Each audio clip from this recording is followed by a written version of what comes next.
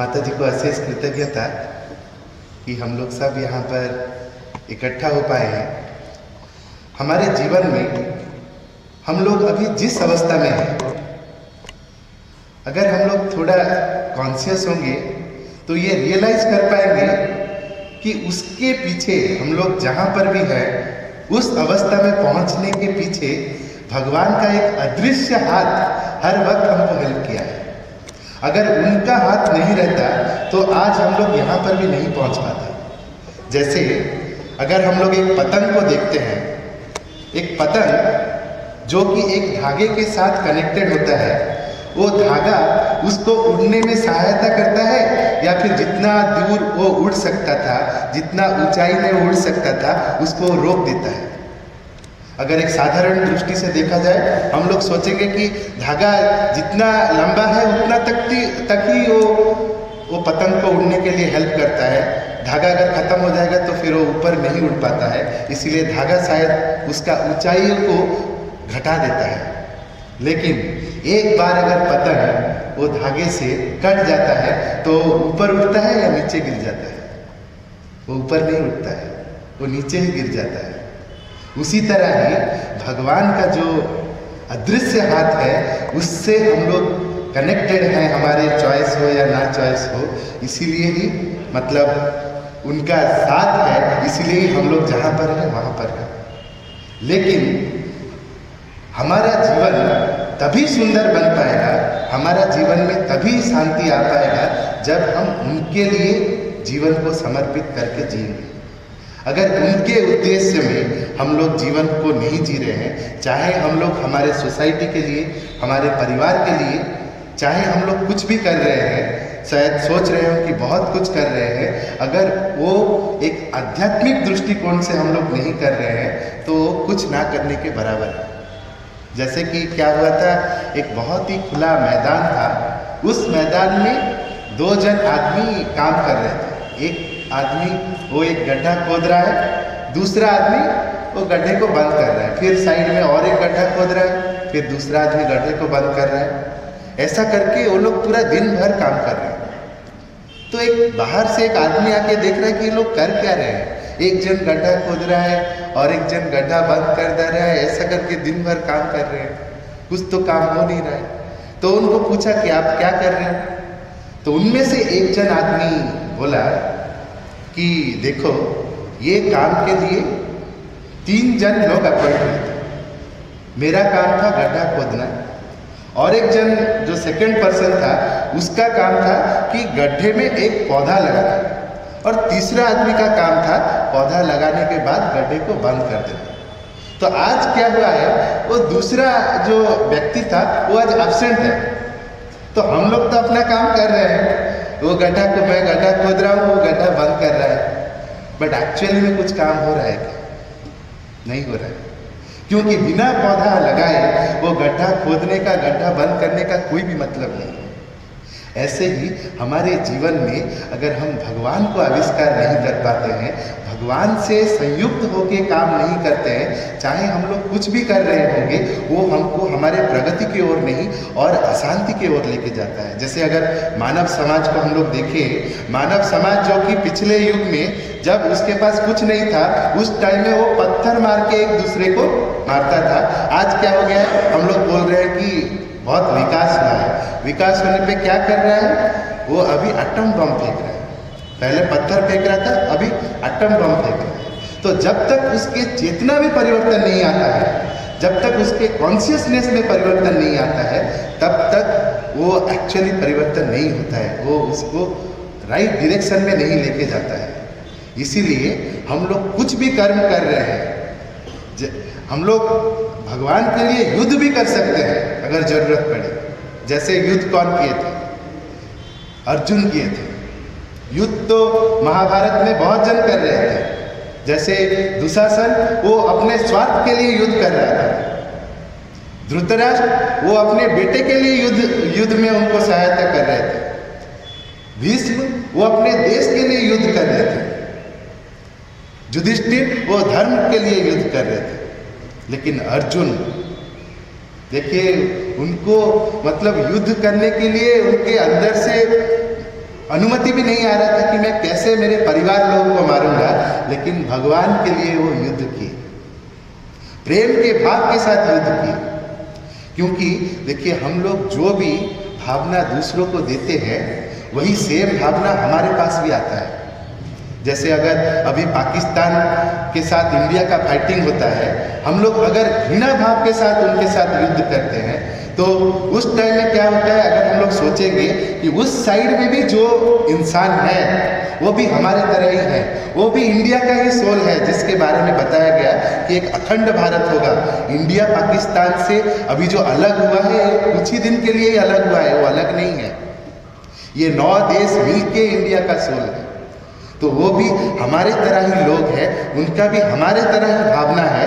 अगर भी हम लोग युद्ध करते हैं, प्रेम के साथ युद्ध करेंगे, ये भावना के साथ युद्ध करेंगे कि ये हमारा ही पार्ट है। तो वो अगर जाता है हमारे हृदय से स्पंदन, तो जरूर वैसा एक स्पंदन दूसरे व्यक्ति में भी दिखाई देगा, जो स्पंदन हमारे अंदर में आता है। तो अभी जो समय है, उस समय में हम लोग आज तक जैसे भगवान को पूजते थे, भगवान बोल के हम लोग अपने से भगवान को अलग करके देखते थे कि भगवान है जो कि हम अगर कुछ अच्छा चीज़ करते हैं तो हमको पुरस्कार देते हैं, अगर हम लोग कुछ बुरा चीज़ करते हैं तो हमको सजा देते हैं, वो हमसे अलग है। बट अभी का जो युग है, श्री अरविंद का जो योग है, भगवान हमसे अलग नहीं है, भगवान हम में ही अभिव्यक्त हुए हैं, उनका ही एक सत्ता हमारे अंदर है।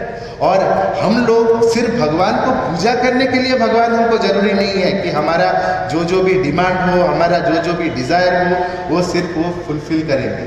अभी का जो युग है उसमें हम लोग को भगवान के जैसा बनना है, क्योंकि अगर उनके जैसा ही बनेंगे तब उनका ही जो गुण है, वो गुण अगर हम अपने अंदर ला पाएंगे, उनसे ही अगर हम लोग कनेक्ट हो पाएंगे, तभी जाके ही हमारे जीवन में जो अशांति है, जो भी हम लोग असुविधा को सम्मुखीन होते हैं, उसको हम लोग सही तरीके से हो पाएंगे। लेकिन हमारा जो अहंकार है, हमारा जो कामना वासना है, वो हम लोग को करने वो नहीं देता है। जैसे कि अगर आपको पूछा जाए कि आपके पास 2 मूर्ति है, एक है राम जी का मूर्ति और एक है रावण जी का मूर्ति, तो कौन सा मूर्ति आप लेंगे? राम जी का मूर्ति लेंगे। लेकिन अगर थोड़ा क्वेश्चन में ट्विस्ट लाया जाए कि राम जी का जो मूर्ति है वो मिट्टी का बनाया हुआ है, लेकिन रावण उसका सोने का देश था, तो रावण का जो मूर्ति है वो सोने का बनाया हुआ है, तो कौन सा मूर्ति सिलेक्ट करें? रावण का। राम जी का कर पाना बहुत ही मुश्किल होता है। हम लोग जानते हैं कि राम भगवान है, लेकिन फिर भी हम लोग क्या सोचते हैं कि मिट्टी को चूज करके फायदा क्या है, उससे फायदा किसमें है अगर हम लोग सोने को चूज करेंगे। और लॉजिक भी दे देते हैं कि पहले रावण जी का मूर्ति ले आते हैं, अगर राम जी का मूर्ति चाहिए उसको पिघला के फिर राम जी का मूर्ति बना देंगे। ऐसे ही हमारा जो अहंकार है, कामना वासना है, वो हर वक्त हमारे जीवन में हम लोग बहुत चीज़ महसूस करते हैं हमारे अंदर, जो कि भगवान का उपस्थिति है, वो हमको महसूस दिलवाता है कि क्या क्या चीज़ खराब है। लेकिन हम लोग का जो स्वार्थ होता है, हम लोग का जो अहंकार होता है, वो बात सुनने के लिए चाहता ही नहीं है और बुरा चीज को ही करने के लिए पसंद करता है, क्योंकि उसमें उसको अपना स्वार्थ नजर आता है। और वही बुरा चीज ही हम लोग को एक बड़ा विपदा की ओर ही खींच के लेके जाता है। लेकिन उनका आवाज ना सुन के अगर हम लोग हमारे अंदर जो भगवान का सत्ता है, उनके ही आवाज को अगर हम लोग सुनेंगे और उनके लिए जीवन जिएंगे, तभी जाके हमारा जीवन और भी सुंदर बन पाएगा। तो यही है श्री अरविंद जी का मैसेज कि हम लोग जिस अवस्था में हैं, जैसे हम लोग योग की मतलब जो समझते थे पहले कि घर परिवार संसार सब छोड़ के कहीं जंगल में जाके योग करना ही योग का मतलब है, लेकिन श्री अरविंद जी का जो योग है कि हम लोग जिस अवस्था में हैं, जहाँ पर भी है, अगर हम लोग हमारे खुद को भगवान की तरफ उन्मुक्त करेंगे और उनका ही एक इंस्ट्रूमेंट होके जीवन जिएंगे, तभी जाके हम लोग योग कर सकते हैं। उसके लिए आपको परिवार घर छोड़ के आपको जंगल में जाने का जरूरत नहीं है, जहाँ पर भी है वहीं पर ही आप योग कर सकते हैं। इसीलिए ना भागना है ना भोगना है, जहाँ पर है वहीं पर ही जागना है। तभी जाके ही ये सारे मानव जाति का वही परिवर्तन हो पाएगा और एक न्यू एज आ पाएगा। तो जैसे 4 बजे तक का समय था सर, तो यहीं पर ही हम लोग आज का सेशन को ऑफर करेंगे।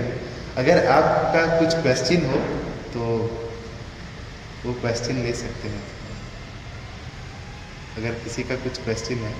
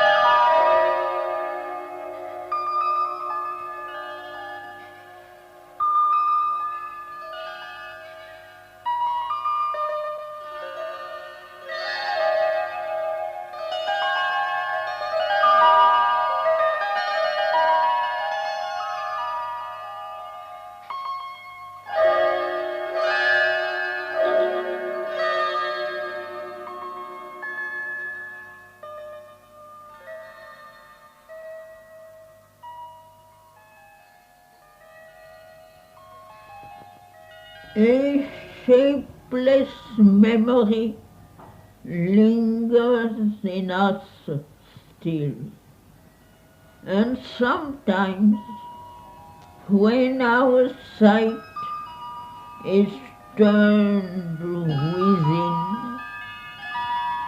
earth's ignorant veil is lifted from our eyes.